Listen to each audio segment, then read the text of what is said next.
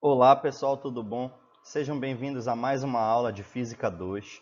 Hoje nós vamos dar início ao nosso tema 5, que fala dos princípios da termodinâmica e da primeira lei da termodinâmica.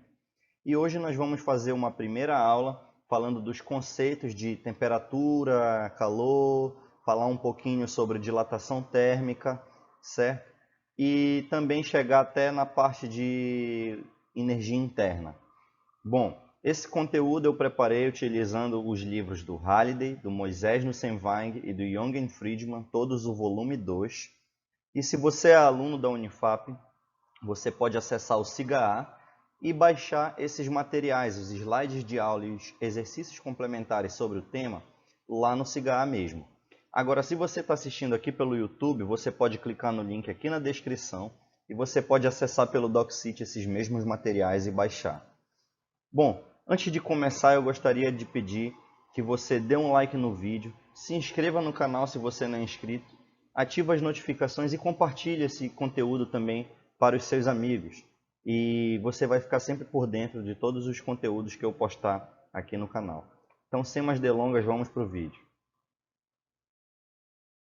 Como eu falei anteriormente, nessa aula 1 nós vamos estudar os conceitos de temperatura, falar sobre como são medidas as temperaturas, né, através dos termômetros, explicar a lei zero da termodinâmica, a escala Kelvin, que é a escala termodinâmica absoluta, e o zero absoluto, o conceito de zero absoluto. Falar um pouco sobre escalas termométricas, dilatação térmica e chegar até a energia interna. Nossa próxima aula, que vai ser a aula 2, nós vamos falar sobre calor, capacidade térmica e calor específico, explicar um pouco sobre calor sensível e calor latente, introduzir o conceito de trabalho termodinâmico e a sua relação com a variação de volume, a primeira lei da termodinâmica e aplicações e finalizar falando sobre os meios de propagação do calor, condução, convecção e radiação. Para começar, a gente precisa definir alguns conceitos. O primeiro conceito que nós vamos trabalhar é a temperatura. A ideia de temperatura ela é muito presente no nosso dia a dia. A todo instante a gente tem contato com substâncias que estão quentes e substâncias que estão frias. E essa nossa sensação de calor e frio tem a ver com a temperatura. Bom, a temperatura é uma grandeza relacionada com essas sensações de calor e frio. A rigor, você precisa definir a temperatura utilizando dados, informações da natureza interna da matéria. É muito comum a gente falar que a temperatura é o grau de agitação das moléculas, certo? Então, esse é um primeiro conceito de temperatura que a gente tem, né? Não está errado, você pode dizer, quando perguntar o que é temperatura, você falar que a temperatura é uma medida do grau de agitação das moléculas.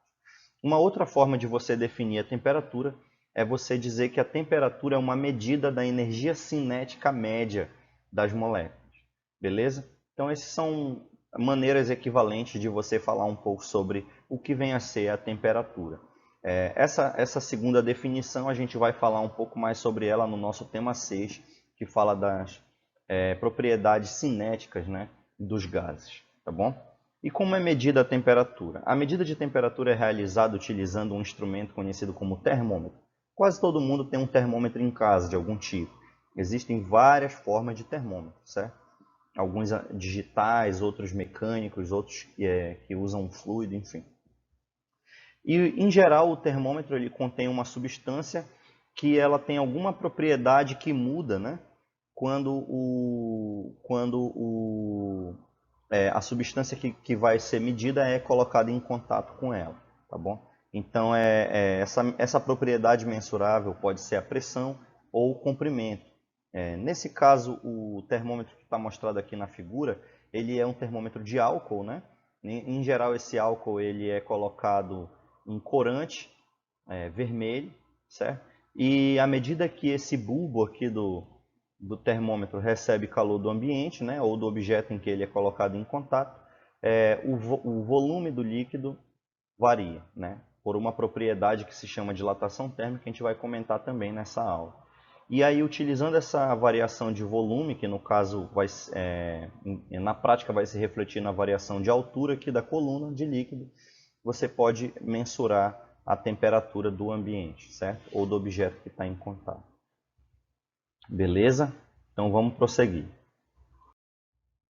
Agora nós vamos falar de uma lei que ela é uma lei muito importante no estudo do calor e da temperatura que nós vamos fazer aqui nesse tema 5. Tá? Essa lei é a Lei Zero da Termodinâmica. Antes de falar do que ela trata, que é a questão do equilíbrio térmico, tem uma história curiosa sobre por que ela tem esse nome, Lei Zero da Termodinâmica. Né? É muito comum quando a gente estuda qualquer ramo da física ou da ciência de forma geral, a gente ter a primeira lei, a segunda lei, a terceira, mas por que teria uma lei zero, né? Por exemplo, você não tem uma lei zero de Newton, você tem a primeira, a segunda e a terceira lei de Newton, a primeira, a segunda e a terceira lei de Kepler, e assim vai. Mas na termodinâmica, quando essa lei foi descoberta, já existiam a primeira e a segunda lei, já eram conhecidas, né? Então, mesmo assim, ela foi reconhecida como sendo mais fundamental do que essas duas, e aí por isso que foi escolhido esse nome, Lei Zero, da termodinâmica. Ela não poderia passar a ser a primeira lei, porque já existia a primeira lei, ia causar uma confusão muito grande transformar a primeira em segunda, a segunda em terceira, para essa aqui poder ser a primeira. Então, por simplicidade, optou-se em chamá-la ela de Lei Zero da termodinâmica, certo? E essa Lei Zero da termodinâmica, ela vai falar sobre um conceito muito importante e que é familiar a todos nós empiricamente, que é o conceito de equilíbrio térmico. Okay? O equilíbrio térmico é quando dois objetos que estão em contato, dois corpos que estão em contato, eles estão na mesma temperatura, beleza? Então, como é que eu sei, né, que esses dois corpos estão na mesma temperatura? Então, se a gente ler aqui essa primeira frase, ele diz assim, ó, quando um termômetro e outro objeto são postos em contato, eles atingem depois de algum tempo o equilíbrio térmico. Então você percebe a existência do equilíbrio térmico quando não há mais variação na sua temperatura. Então se você tocar o termômetro num objeto quente, você vai perceber que há uma variação, naquele caso do termômetro de álcool que eu mostrei anteriormente, uma variação na altura da coluna do líquido. Mas em certo instante essa altura para de variar. Quando ela para de variar, a gente diz que não está tendo mais mudança de temperatura e, portanto, esses corpos estão em equilíbrio térmico. No caso desse exemplo, um corpo e o termômetro, né? Bom, depois que o equilíbrio térmico é atingido, a leitura que aparece no termômetro ela é considerada a temperatura do outro objeto, certo? Então, quando você faz uma leitura na coluna do termômetro e o valor que dá aqui de temperatura, ele é a temperatura do objeto que está em contato com o termômetro, beleza? Então, o princípio do funcionamento dos termômetros só é possível graças a esse conceito de equilíbrio térmico. Se não ocorresse o equilíbrio térmico, não teria como a gente estabelecer o funcionamento de um termômetro. E esse processo ele só é coerente, né? Só faz sentido a gente utilizar um termômetro por causa da existência da Lei Zero da Termodinâmica. E esse aqui é o enunciado da Lei Zero da Termodinâmica. Ele está até aqui destacado, certo? Então, fiquem atentos aqui. Ó. O enunciado da Lei Zero diz o seguinte: se dois objetos A e B estão em equilíbrio térmico com um terceiro objeto C, que nesse caso do exemplo é o termômetro, os objetos A e B estão em equilíbrio térmico entre si. Então vamos entender isso aqui usando essa figura que está aqui ao lado, certo? O que essa figura representa? Essa figura é justamente uma representação da lei zero. Então diz assim, ó, se esse objeto A ele está em equilíbrio térmico com o objeto C, digamos que esse objeto C é o termômetro. Então a temperatura de A é igual à temperatura de C. Se o objeto A também está em equilíbrio térmico com o objeto B, certo? No caso, a temperatura de A é igual à temperatura de B, portanto, eu posso afirmar que o corpo C e o corpo B, eles também estão em equilíbrio térmico. Repetindo, se eu tenho o A em equilíbrio térmico com o C e o mesmo A em equilíbrio térmico com o B, eu posso afirmar com toda certeza, não preciso colocar os objetos B e C em contato para saber que eles também estão em equilíbrio térmico. Beleza? Essa é a lei zero da termodinâmica. Então, agora que a gente já entendeu como funciona o processo de funcionamento de um termômetro, a gente pode utilizar o termômetro para atribuir valores para as temperaturas dos objetos. Por que é importante a gente atribuir os valores de temperatura? Porque simplesmente medir a temperatura por comparação é muito vago, não é muito preciso, né? Se você coloca a sua mão, por exemplo, as duas mãos, tem até um experimento bem interessante que você pode fazer na sua casa. Se você coloca as suas duas mãos, cada uma numa vasilha com água, sendo que a primeira água está gelada e a segunda água está aquecida, por exemplo, a uns 40 graus, mais ou menos 50 graus, e depois você retira as suas duas mãos dessas águas que estão gelada e quente e coloca as duas numa água a temperatura ambiente, uma água morna, você vai sentir na mão que estava na água fria, quando você colocar ela na água morna, você vai sentir uma sensação quente. E na mão que estava na água quente, quando você pôr na água morna, ela vai sentir uma sensação fria. Por quê? Porque você vai ter diferentes percepções para uma água que está na mesma temperatura, certo? Então, da mesma forma, se você, por exemplo, que nós que moramos aqui em Macapá, né, que é uma cidade muito quente, digamos que você tem um amigo que veio te visitar lá do Rio Grande do Sul. O sul do país, ele tem temperaturas médias muito menores do que aqui onde a gente mora, no norte do Brasil. Então, você pode estar aqui vestido normal, como eu estou agora, por exemplo, de camisetas mangas compridas, e o seu amigo está de camiseta regata, sentindo muito calor, né? Porque ele tem uma percepção do ambiente muito diferente da sua. Da mesma forma, se eu for lá para o sul do país, o meu amigo vai estar normal de camiseta e eu vou estar de jaqueta, sentindo muito frio.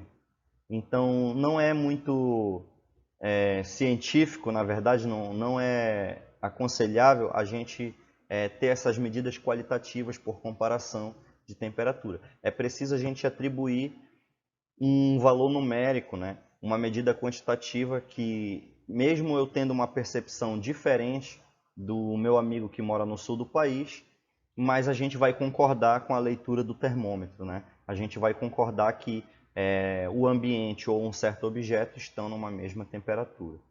Então, utiliza-se escalas termométricas para poder fazer a medição de temperatura. Existem três escalas muito importantes aqui para o nosso estudo da termodinâmica, certo? A primeira delas é a escala Kelvin, está colocada aqui na figura.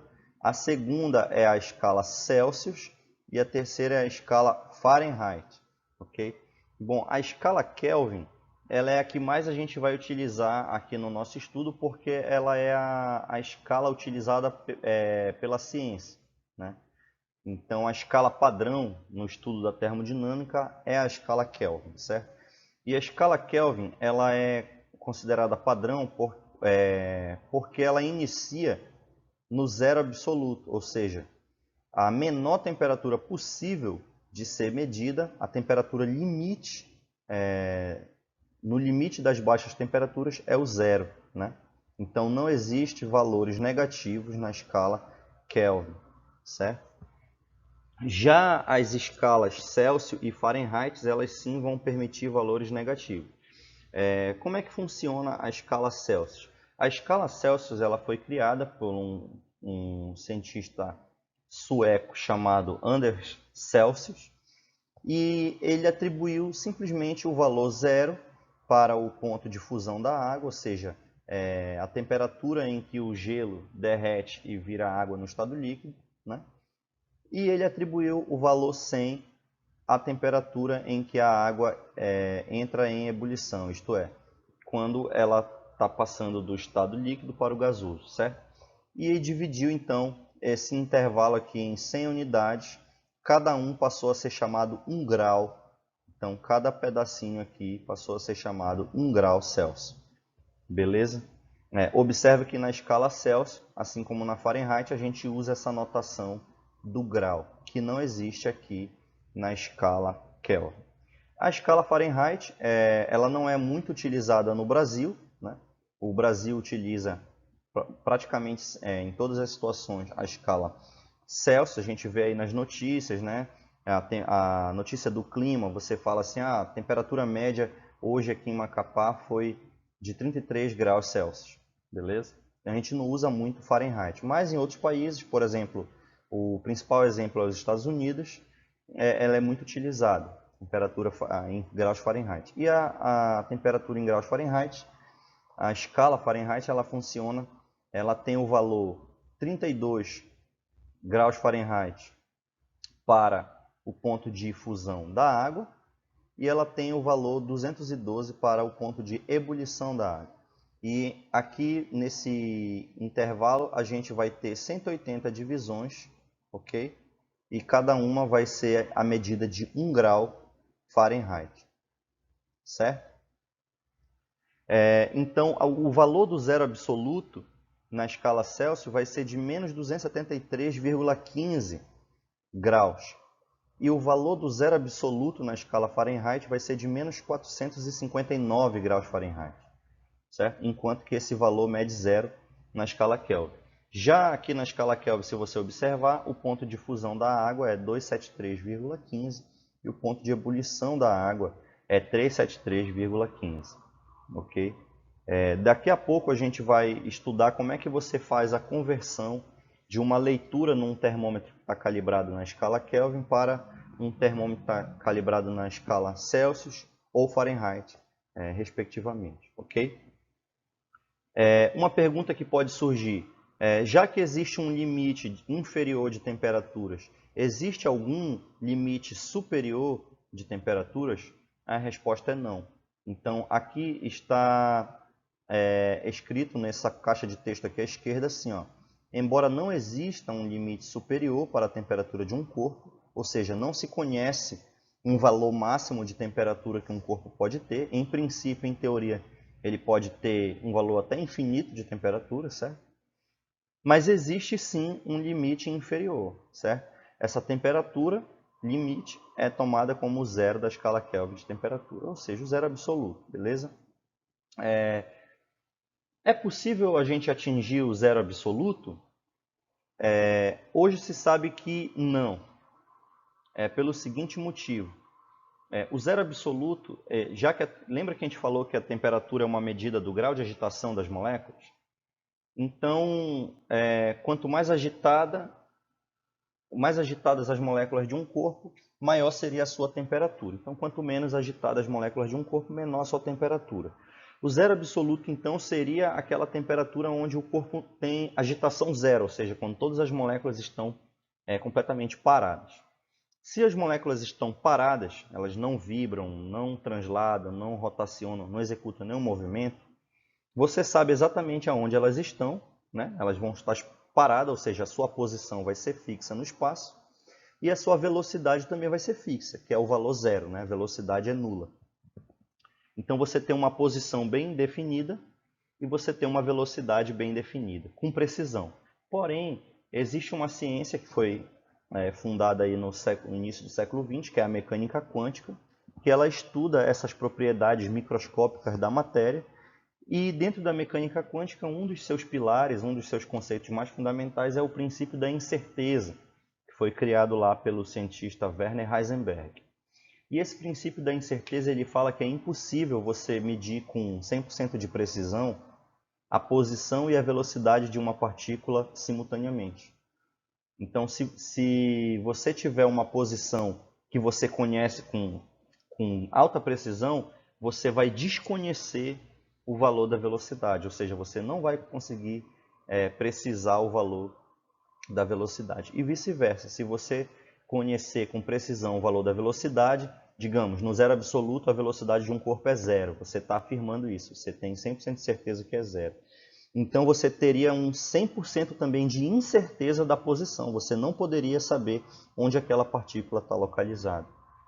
Então, como esse conceito de zero absoluto, que você tem as partículas 100% paradas, localizadas, e com velocidade zero, você teria posição e velocidade bem definidas com alta precisão, e isso viola o princípio da incerteza. Então, sempre você vai ter uma incerteza na posição e uma incerteza na velocidade. Ou seja, sempre você vai ter um valor de temperatura que ele pode ser muito pequeno, mas ele existe e é diferente de zero, certo? Então, apesar de que a gente pode chegar numa temperatura tão próxima de zero quanto a gente queira e quanto a tecnologia permita também, a gente medir e produzir essas temperaturas, mas é teoricamente impossível você atingir o zero absoluto, ok? Em virtude do princípio da incerteza da mecânica quântica, tá bom? Uma coisa aqui que a gente precisa falar também, está escrito nessa caixa de texto aqui embaixo, ó, não utilizamos o símbolo de grau ao expressar as temperaturas na escala Kelvin, tá bom? A gente escreve simplesmente 300 Kelvin, por exemplo, e não 300 círculozinho, bolinha, Kelvin. Não, a gente não escreve assim, tá? E devemos ler a temperatura como 300 kelvins e não 300 graus Kelvin, tá certo? Já os prefixos, sim, né? Os prefixos multiplicativos eles podem ser usados junto com a escala Kelvin normalmente. Por exemplo, o milli significa 10 a menos 3, então 3,5 milikelvin significa 0,0035 Kelvin. Beleza? Então vamos adiante. Agora uma coisa que é importante a gente falar é sobre o estabelecimento de um ponto de referência que ele vai ser o marco, vamos dizer assim, a origem das escalas de temperatura, certo? Então, na figura que eu mostrei no slide anterior, a gente tomou como referência o ponto de fusão da água e o ponto de ebulição da água. Esse poderia ser um bom ponto de referência? Esses valores poderiam funcionar como referência para a gente? Olha, em fins práticos, talvez sim, no dia a dia, né? Mas, como forma geral, científica, não muito, porque o ponto de fusão e o ponto de ebulição da água, eles não são valores tão bem definidos assim, uma vez que eles dependem de outras variáveis. Um exemplo delas é a pressão, certo? Então, o ponto de fusão da água, ele é 0 graus Celsius se você estiver ao nível do mar, se você estiver numa pressão de 1 atm, ok? Que é 1 atmosfera. Mas se você vai para o topo de uma montanha, por exemplo, onde a pressão é bem menor, você vai ter a água fervendo a temperaturas menores do que 100. Você vai ter ela ali fervendo a 80 graus, por exemplo, certo? E se você for para uma região onde, vamos dizer que existe uma pressão muito maior, você também vai ter a água fervendo a temperaturas maiores, certo?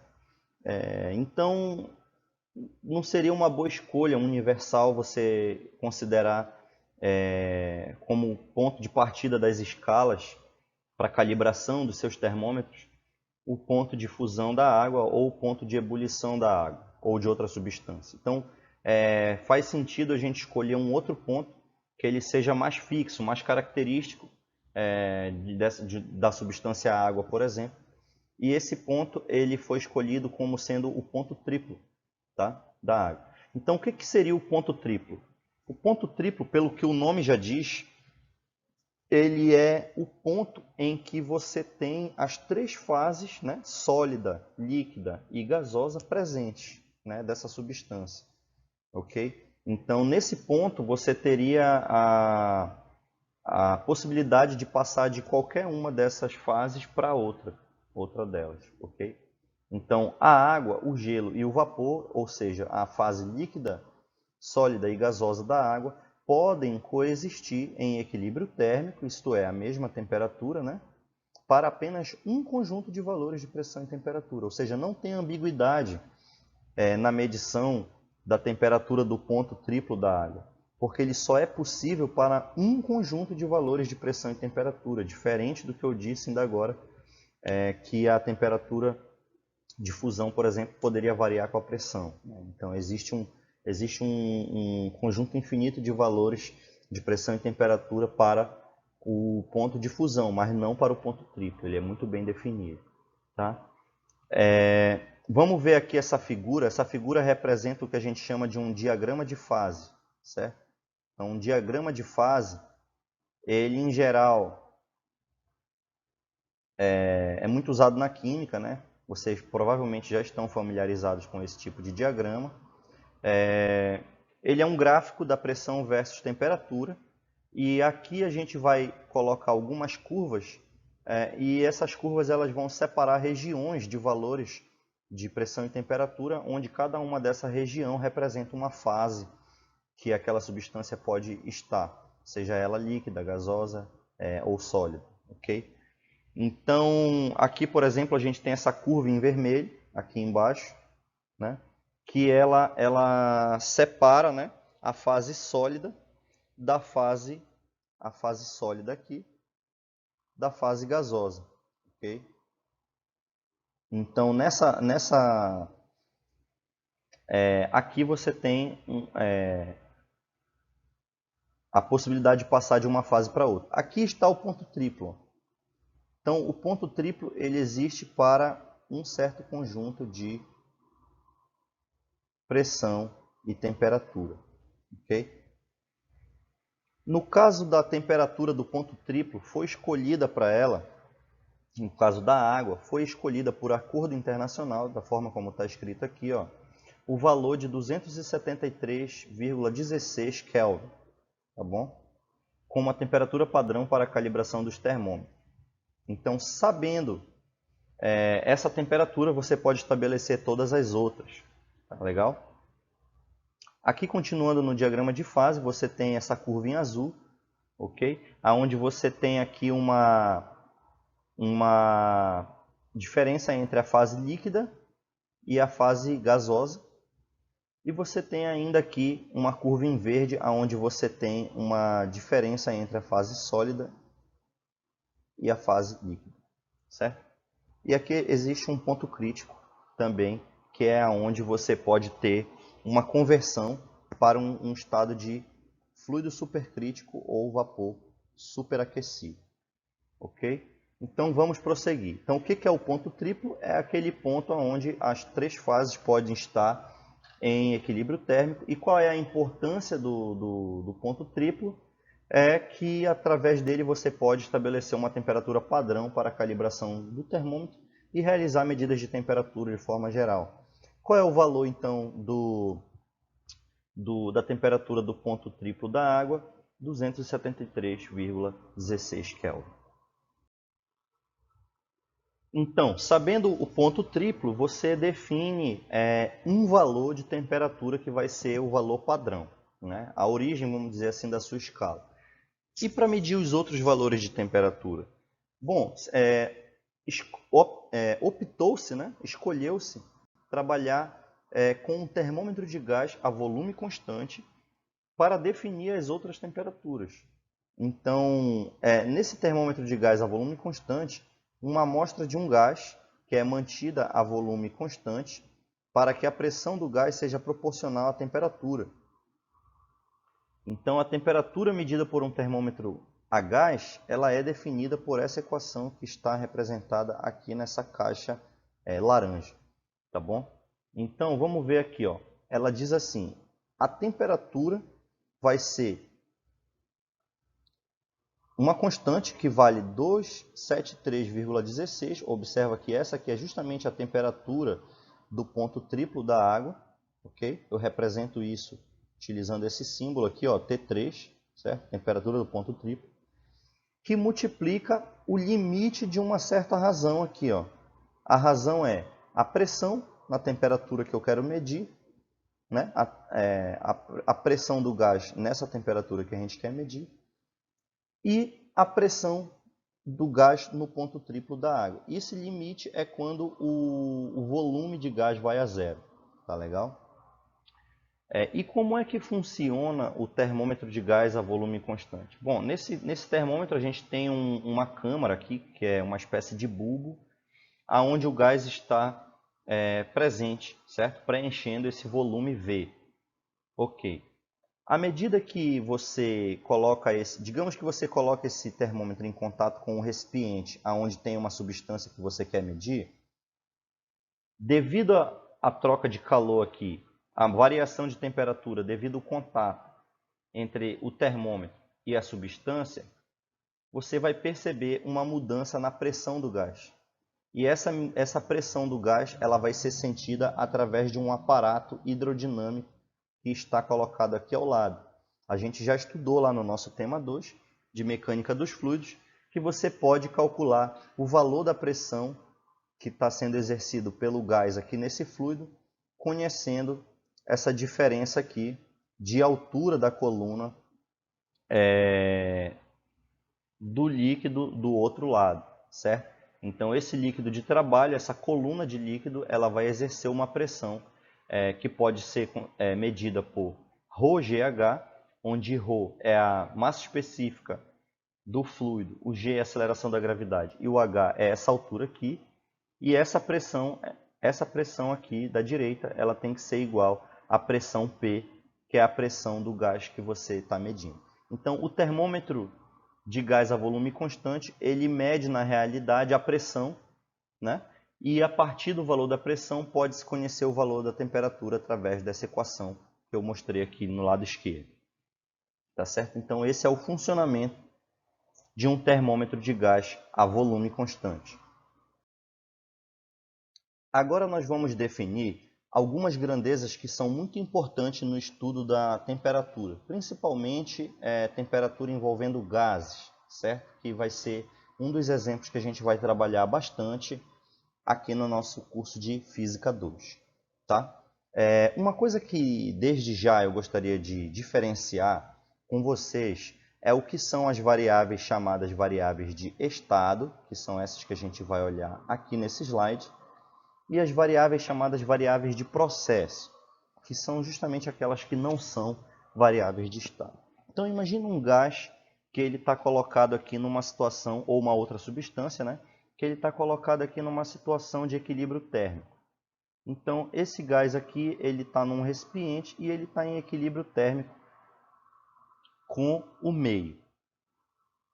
Digamos que esse gás ele receba calor de uma certa fonte, ele vai sofrer uma mudança de temperatura e também de pressão e volume, né, que vão variar durante um certo tempo, até que ele estabelece uma nova situação de equilíbrio térmico. Então aqui nós temos um equilíbrio térmico 1 e aqui nós temos um equilíbrio térmico 2. Então o que é curioso a respeito disso é o seguinte, ó. Existe uma situação aqui inicial onde ele tem um equilíbrio. E nesse equilíbrio ele vai ter o valor bem definido de algumas propriedades. Por exemplo, temperatura, pressão e volume. Então esse gás, enquanto ele se mantém no equilíbrio, ele tem um certo valor de pressão, um certo valor de temperatura, de pressão e de volume. Okay?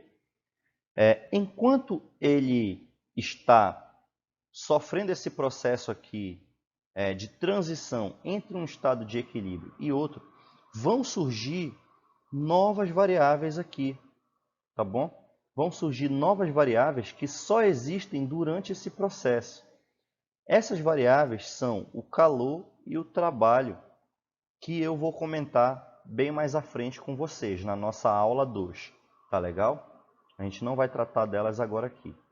Porém, quando esse gás atingir um novo equilíbrio térmico, ele vai chegar a um novo conjunto de temperatura, pressão e volume.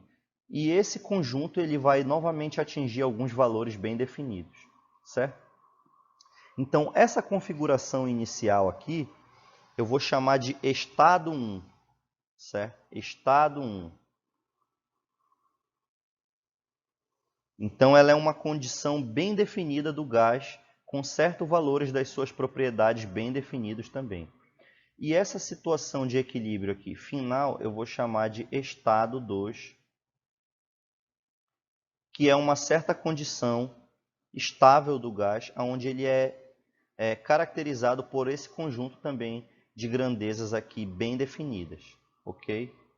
Essas grandezas bem definidas, que definem caracterizam esses estados do gás, elas são chamadas por isso de variáveis de estado, porque elas servem para a gente caracterizar esses respectivos estados que o gás pode assumir. Cada estado do gás ele vai receber um conjunto bem determinado de pressão, volume e temperatura. Ok? Já as variáveis calor e trabalho, que nós vamos falar na nossa próxima aula, elas vão ser variáveis de processo e elas não vão existir quando o gás estiver em equilíbrio, mas sim só quando ele estiver sofrendo variação de um estado para o outro. Beleza?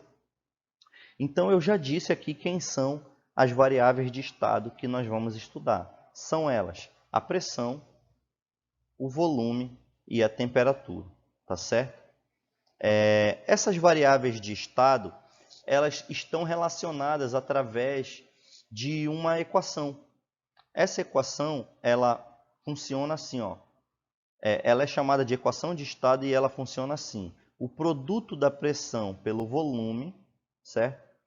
É igual ao número de mols do gás em questão, multiplicado pelo R, que é a constante universal dos gases, vezes a temperatura. Então, isso aqui vale para um gás ideal, certo? Um gás ideal. E existem versões dessa equação de estado que vão contemplar os gases reais. Tá? Quem são essas constantes aqui, N e R? Número de mol do gás é uma medida da quantidade de gás presente.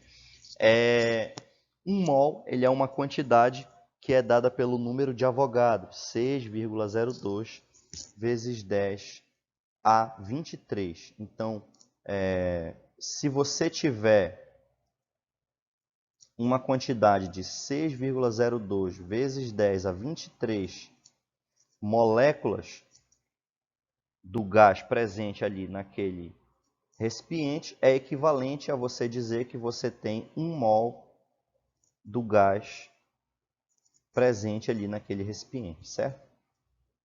Então, isso é o que representa o N.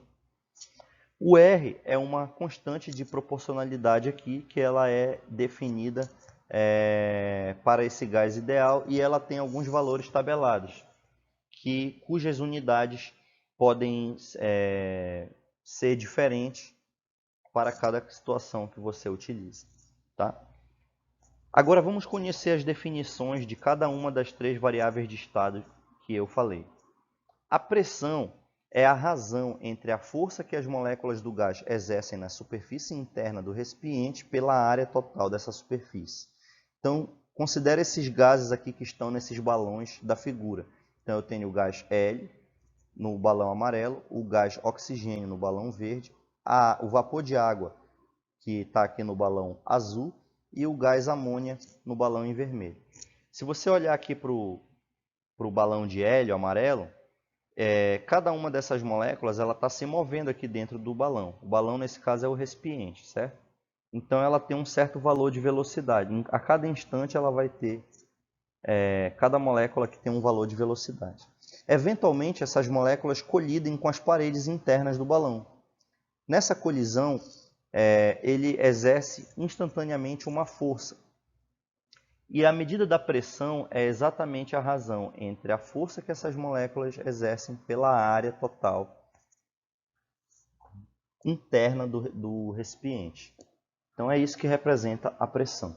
O volume é justamente a medida do espaço ocupado pelo gás. Então, quando você fala que o volume é de 1 litro ou de 10 litros, significa que você está mensurando o quanto de espaço aquele gás está ocupando. E a temperatura, a gente definiu anteriormente que ela seria o grau de agitação das moléculas, e a gente falou também que a temperatura é uma medida da energia cinética média das moléculas. Mas a gente também pode dizer que a temperatura é uma medida relacionada à energia interna de um gás. Isso é uma forma de você também falar sobre a temperatura, e a gente vai ver ainda nessa aula o que significa a energia interna de um gás. Bem, então a gente falou que o gás ele pode existir em diferentes estados, né? E cada estado de um gás ele é caracterizado por um certo conjunto das suas variáveis de estado, que são, por exemplo, pressão, volume e temperatura. Ok. Mas um gás ele pode passar de um estado para outro. Quando ele passa de um estado para outro, a gente diz que ele sofreu uma transformação gasosa. Então, a transformação gasosa é quando o gás passa de um estado 1 para um estado 2, certo? Então, ele é uma mudança no equilíbrio estável de um gás, certo? É a passagem, né, de um estado específico para um outro estado específico. Essas transformações elas podem ocorrer de diversos modos, mas existem alguns modos que são especiais, por assim dizer, né? São modos particulares. Eu vou citar 3 deles aqui. Uma transformação que pode acontecer em um gás é uma transformação chamada isobárica. Pessoal, essa palavra isobárica representa que a pressão é constante. Iso significa igual e bárico está relacionado à pressão. Então é a pressão igual. Durante todo o processo de transformação, a pressão se mantém igual, isto é, constante, né? Bom, se você olhar para a equação de estado, ela é assim, né? PV igual a nRT. Olha, quem é que varia aqui quando o gás passa de um estado para outro? Quem varia é a pressão, o volume e a temperatura. Porém, esse produto aqui, N e R, ele se mantém constante, certo? Então, tanto faz você ter um estado 1, que ele é dado pela pressão 1, volume 1, passando a temperatura aqui dividindo, você tem aqui, ó, temperatura 1 também, certo? Ele vai ter um certo conjunto de valores aqui, N e R. Mas se você tiver um outro estado aqui, pressão 2, volume 2, temperatura 2, ele também tem que dar NR. Então essas grandezas elas podem variar, a pressão, volume e temperatura, mas esse termo aqui, que é produto da pressão e volume dividido pela temperatura, esse termo ele tem que se manter constante. Então você pode igualar, já que ambos são iguais a NR, você pode igualar e achar a equação de estado nessa forma, né? Você pode escrever a equação de estado como P1V1 dividido por T1 igual a P2V2 dividido por T2. Isso é uma outra maneira de você representar a equação de estado agora comparando, né, dois estados específicos, dados pelo conjunto de valores 1 e pelo conjunto de valores 2. Mas se a pressão for constante, você vai ter que a pressão 1 é igual à pressão 2, então você pode cortar ela dos dois lados dessa equação que eu mostrei aqui no início, tá? E aí você vai ficar apenas com essa expressão que eu coloquei aqui, ó. V1 sobre T1 é igual a V2 sobre T2. Então, isso aqui é uma equação relacionada a uma transformação isobárica, que é o primeiro caso que a gente comentou aqui.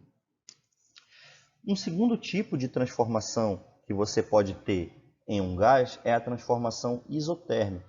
Mais uma vez, iso é igual, térmico tem a ver com temperatura. Então, a transformação isotérmica é aquela transformação que um gás sofre, porém mantendo a sua temperatura constante. Quando isso acontece, você tem que a temperatura no estado 1 ela tem que ser igual à temperatura no estado 2. Então, mais uma vez, voltando para a equação que eu escrevi aqui acima, a gente pode cancelar as temperaturas dos dois lados e você vai ter apenas que P1 vezes V1 é igual a P2 vezes V2. Essa aqui é a simplificação da equação de estado para o caso da transformação isotérmica. O que seria, então, o terceiro caso? O terceiro caso é uma transformação isocórica. Olha, essa transformação isocórica, ela também é chamada de isovolumétrica. E aí o nome já diz, né? Isovolumétrica quer dizer que agora o volume é constante. Então, por analogia com os casos anteriores, você tem que o volume no estado 1 ele tem que ser igual ao volume no estado 2, já que ele não mudou. Quando você joga isso, mais uma vez, né? Repetindo, aqui na equação que eu escrevi acima, você pode cancelar o volume dos dois lados e você vai ficar apenas com P1 sobre T1 é igual a P2 sobre T2. Então, essas três formas aqui da equação de estado, elas são casos particulares aonde você tem uma das três variáveis de estado se mantendo constante, certo? A pressão, o volume ou a temperatura. Agora aqui do lado direito, a gente tem algumas representações de como você pode fazer na prática uma transformação em cada um desses casos. Então, no caso da pressão constante, você pode colocar aqui, por exemplo, um êmbolo em um recipiente, né? E esse êmbolo ele pode se mover livremente para cima e para baixo. Então, a gente sabe que a pressão aqui fora é a pressão atmosférica, certo? Então, a pressão aqui é a pressão atmosférica. E no segundo caso, ela vai continuar sendo a pressão atmosférica. Então, o gás, antes e depois da transformação, ele está submetido à mesma pressão. Então, você tem aqui a pressão 2 igual à pressão 1, mas você pode sofrer, digamos que esse gás foi aquecido, ele vai sofrer uma expansão, vai variar a sua temperatura e vai variar o volume, porém a pressão vai ficar igual. Já aqui no caso 2, a gente tem um exemplo de uma transformação isotérmica. Como é que você pode fazer isso? Você pode fazer uma transformação isotérmica partindo desse estado inicial, por exemplo, aqui do meio, estado inicial. Se você aumenta a pressão sobre o gás, como você pode fazer isso? Colocando mais pesos aqui em cima desse êmbolo. Então aqui você tinha 2 pezinhos, se você colocar 4 pezinhos, lembra que a pressão é força sobre área, nesse caso a área é a área do êmbolo e a força é o peso aqui que você coloca, certo? Então aumentando esse peso você aumenta a pressão e aí você vai perceber uma diminuição do volume. Porém, como isso aqui, essas paredes do recipiente, elas não permitem troca de calor, você vai permanecer com a temperatura do gás aqui constante. Melhor dizendo, você vai fazer isso aqui de modo que essa temperatura não mude e o que muda é só a pressão e o volume, certo? Então aqui vai ficar temperatura constante, pressão e volume variáveis. Da outra forma, você pode remover um desses pezinhos aqui, você vai diminuir a pressão e você vai observar um aumento no volume. Quando você diminui a pressão, mas aumenta o volume, a variação de volume compensa a diminuição da pressão e você tem a temperatura constante, certo? Era isso que eu queria dizer também aqui nesse caso anterior, que o aumento da pressão ele é compensado por uma diminuição no volume para que a temperatura continue constante, tá? Então, é isso. O terceiro caso é uma transformação isocórica. A isovolumétrica você pode fixar o êmbolo e você não permite mais que o êmbolo ele se movimente. Então, o êmbolo ele está parado aqui numa posição fixa, certo? E aí, quando você aumenta a temperatura, partindo aqui do estado inicial, por exemplo, se você aumentar a temperatura do gás, mas manter o volume constante, você vai aumentar a pressão também. E se você diminuir a temperatura, observe que o termômetro aqui ao lado, esse termômetro aqui, ele está marcando uma temperatura menor aqui do lado direito. Se você abaixar a temperatura, você vai perceber uma diminuição na pressão também, já que o volume está sendo mantido fixo, certo? Então, isso aí é uma transformação isocórica. Agora sim, nós vamos relacionar as escalas termométricas que nós comentamos lá no início, ok? Então, quando você mede uma temperatura em Celsius, você pode converter essa leitura de temperatura para uma leitura em Kelvin, por exemplo, ou para uma temperatura em Fahrenheit, por exemplo. Então, digamos que você tem uma temperatura aqui X que você mediu na escala Celsius. E você quer saber quanto ela vale na escala Kelvin e quanto essa mesma temperatura vale na escala Fahrenheit, certo? Então, como é que você vai fazer isso?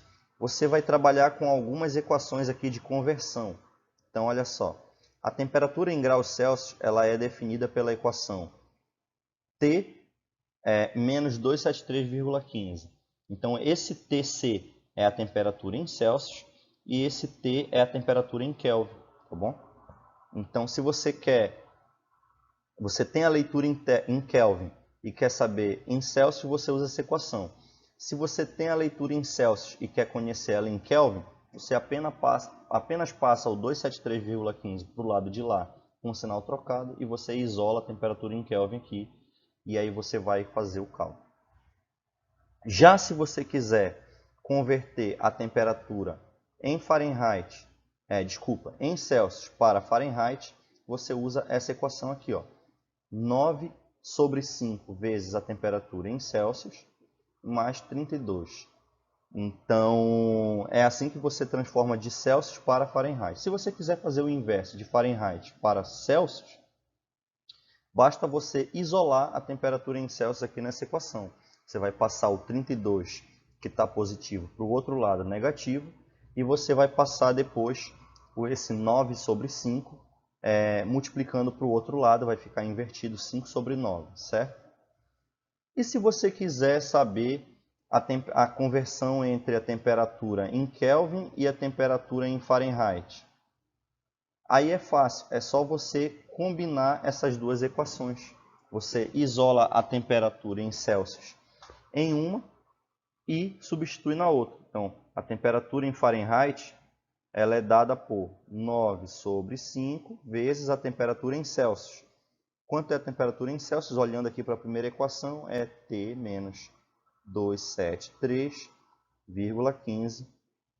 Isso tudo mais 32. Então, você substitui uma equação dentro da outra e você acha uma relação entre a temperatura em Kelvin e a temperatura em graus Fahrenheit. Beleza? Quais são os efeitos de você variar a temperatura de um corpo? Um deles, e um dos mais conhecidos, é justamente a dilatação térmica. Dilatação, a palavra dilatação, ela está relacionada a um aumento de volume, tá bom? Então, o aumento de volume é um crescimento do material, um aumento nas dimensões do material. Ele vai passar a ter dimensões maiores. Então, todos os objetos variam de tamanho quando a temperatura varia. A dilatação térmica ela acontece em líquidos, em sólidos e em gases também, tá bom? No caso de uma variação de temperatura ΔT, uma variação ΔL de qualquer dimensão linear é dada por ΔL igual a L alfa ΔT, em que esse L é o comprimento inicial do objeto, o alfa é uma constante que a gente chama de coeficiente de dilatação linear, e o ΔT é a variação de temperatura. Então, se você tiver um objeto, vamos considerar o caso mais simples, que é o caso de uma dimensão. Então, se você tiver uma barra, por exemplo, de um certo material, essa barra tem comprimento L, certo? Isso a uma temperatura inicial, Ti. Quando você aquece essa barra e ela passa para uma temperatura final Tf, que é maior do que Ti, por exemplo, você vai ter aqui um L mais um ΔL, ok? Um ΔL é justamente o aumento, ou também chamada a dilatação. Então, quando a gente calcula a dilatação, a gente calcula esse ΔL aqui. E a relação entre o ΔL com o comprimento inicial e a variação de temperatura é justamente essa expressão que eu mostrei para vocês. A constante física que vai relacionar e vai dizer o quanto que esse material varia ou não é o alfa. Então, esse alfa ele é uma característica do material, não das dimensões, né? O L ele é uma característica da dimensão, ele é o comprimento do material. Já o alfa ele é uma característica da natureza do material que foi construído, não do objeto em si. tá certo? Isso se você considerar uma dimensão só. Mas você pode relacionar essa dilatação para o caso de superfície, que tem duas dimensões, ou para o caso de volume. No caso de superfície, você ficaria assim, ó, vou chamar de ΔS. Tá? No caso de superfície, ela ficaria assim, a área inicial vezes um beta, que seria um coeficiente de dilatação, só que agora não é mais linear, e sim um coeficiente de dilatação superficial, certo? Vezes a variação de temperatura. Observe que a expressão é praticamente a mesma do primeiro caso, apenas que agora você tem um beta no lugar do alfa. E como é que eu acho esse beta? Esse beta ele vai ser 2 vezes o alfa. Já se você tiver uma variação em 3 dimensões, digamos que você tem um volume inicial e depois você vai para um volume final, tá? Então você tem um objeto que aumentou de volume quando ele sofreu um aquecimento. Você vai ter uma expressão que ela vai ser também na mesma forma, ΔV é igual a V, que é o volume inicial, vezes um gama agora, vezes a variação de temperatura.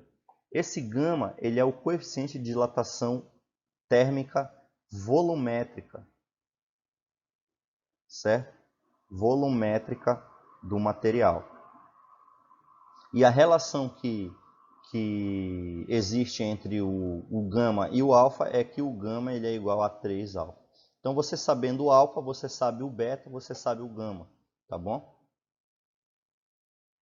E onde a gente pode perceber na prática o uso da dilatação térmica aí nas construções, nas edificações e em outros campos da engenharia, por exemplo. Bom, quando vão ser construídas calçadas, estradas de ferro, até mesmo os fios dos postes, tem que ser levado em consideração a dilatação térmica. A dilatação ela pode acontecer em qualquer variação de temperatura, pode ser um aumento ou pode ser uma diminuição, tá bom? Então, da mesma maneira que você tem um aumento de volume quando a temperatura aumenta, você tem uma diminuição de volume quando a temperatura diminui. Então, nesse caso dessas imagens aqui, está ilustrado 2 acidentes por não ser considerada a dilatação térmica na hora de construir aqui, no caso de cima, a estrada de ferro e no caso de baixo, o chão aqui, né, da praça que está mostrado. No caso, parece ser uma pavimentação, é uma pavimentação de uma rua. Então, quando você observa um pedreiro trabalhando para construir uma calçada, ele não faz a calçada inteira como uma placa só de concreto. Ele deixa alguns espaçamentos, linhas, né, de espaço entre uma placa de concreto e outra, justamente para considerar a dilatação. Por exemplo, quando a incidência solar estiver muito forte, o calor vai fazer o concreto dilatar. Se esses espaços não forem respeitados, esses espaços dos dilatadores, o que vai acontecer é que o volume do material vai aumentar e eles vão se pressionar e vão empurrar para cima ou para os lados. E isso foi o que aconteceu aqui, ocasionando a elevação da pavimentação na figura de baixo e o entortamento da via férrea na figura de cima. Então, de forma geral, o que a gente aprendeu sobre dilatação é que se a temperatura aumenta de um corpo, certo, que é formado de um certo material, você vai perceber que o volume ele aumenta, né? Existe um ΔL, vou chamar de ΔV, melhor dizendo, positivo. E se você tem uma diminuição da temperatura, o volume vai diminuir e o seu ΔV ele vai ser negativo. Isso vale na prática para todos os materiais. Porém, existe um caso particular aonde você pode ter, no caso da água, vou já dizer aqui, né? Você pode ter um aumento de temperatura, porém você pode ter uma diminuição do volume. Ou seja, ao invés de você aquecer o material e ele dilatar, ele se contrai. Isso acontece para a água no intervalo de aproximadamente 0 até uns 4 graus Celsius, certo? Então, isso é conhecido como dilatação anômala da água. Então, a dilatação anômala da água é um caso especial onde a água ela diminui de volume mesmo sofrendo um aumento de temperatura, tá? Então, olha só, vamos olhar aqui na figura da esquerda. Aqui a gente tem a água a 0 graus Celsius. Então, ela ocupa um volume aqui 1, certo? Quando você aquece a água até 4 graus, em vez de ela aumentar de volume, ela diminui de volume. Então, ela vai para um volume V2, sendo que o V2 ele é menor que o V1. Acima de 4 graus, a água ela passa a aumentar de volume de novo. Então, se você aquecer ela, por exemplo, a 80 graus, você vai ter um V3, onde o V3 ele vai ser maior que o V2. Então, acima de 4 graus, ela sofre dilatação como qualquer outro material, né? Nesse caso aqui, uma dilatação volumétrica semelhante ao dos outros líquidos. Mas no intervalo de 0 a 4, ela sofre uma diminuição de volume, tá bom? Então, aqui tem um gráfico do lado direito ilustrando isso também de uma outra maneira. Então, você tem o volume variando com a temperatura.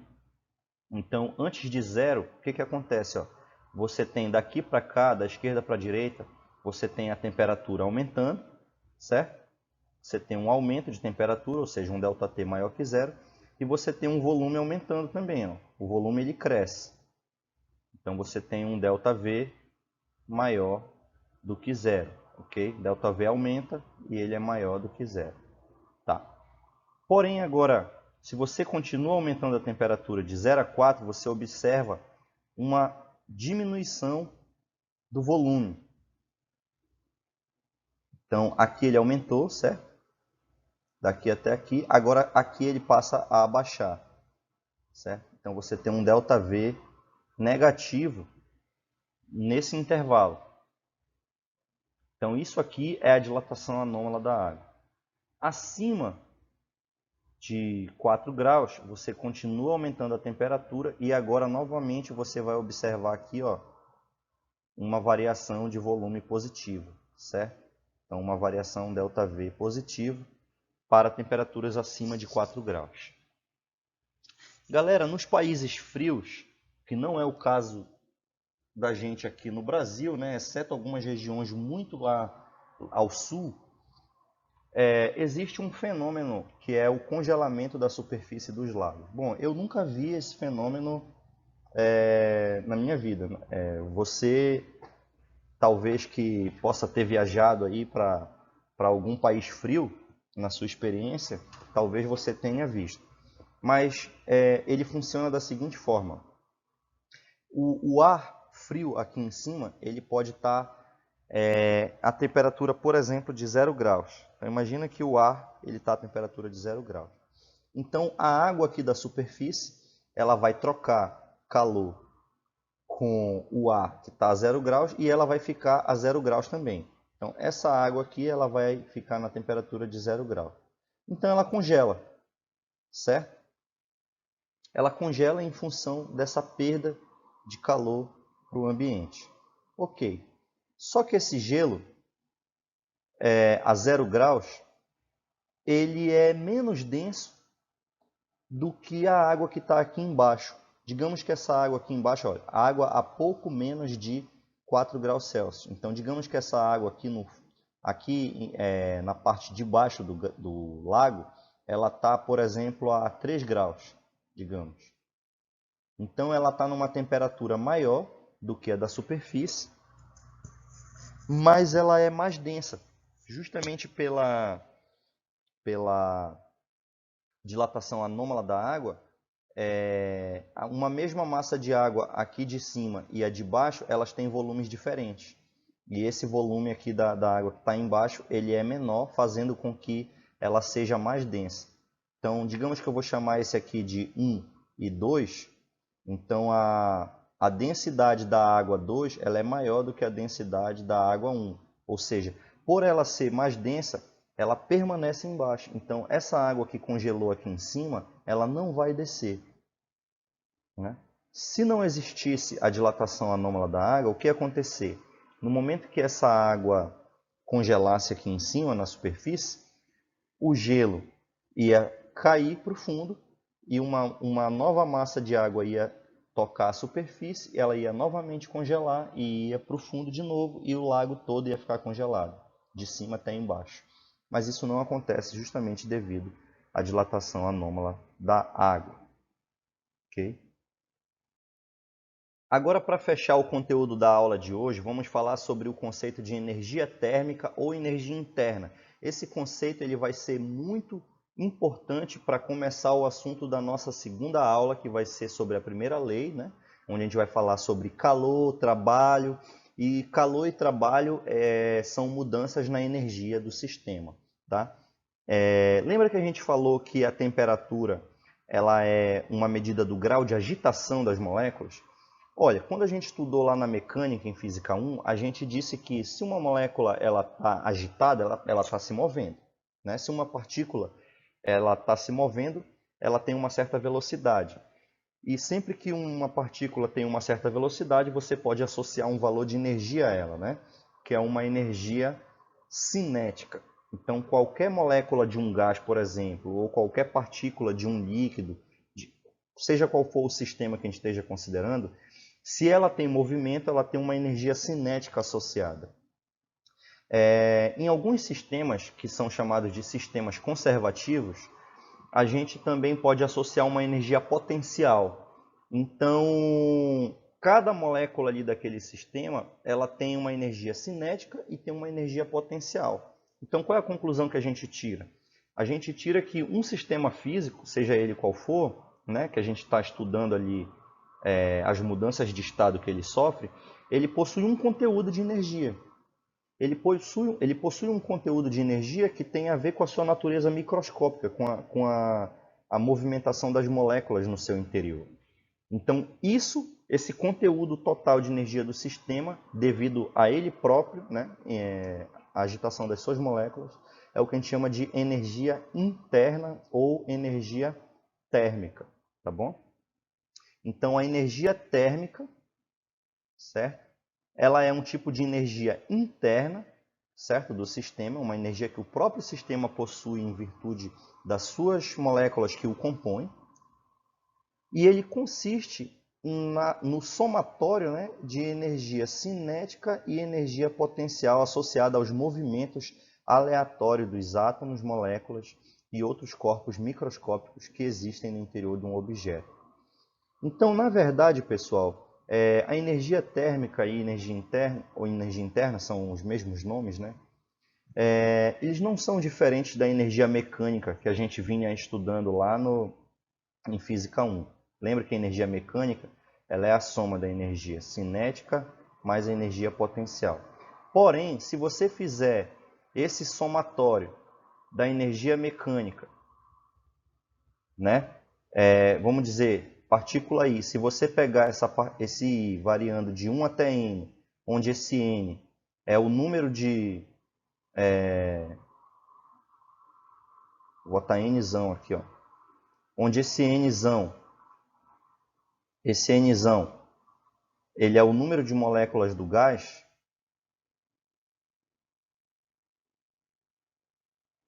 esse somatório aqui da energia mecânica de todas as moléculas é o que a gente chama de energia interna ou energia térmica, certo?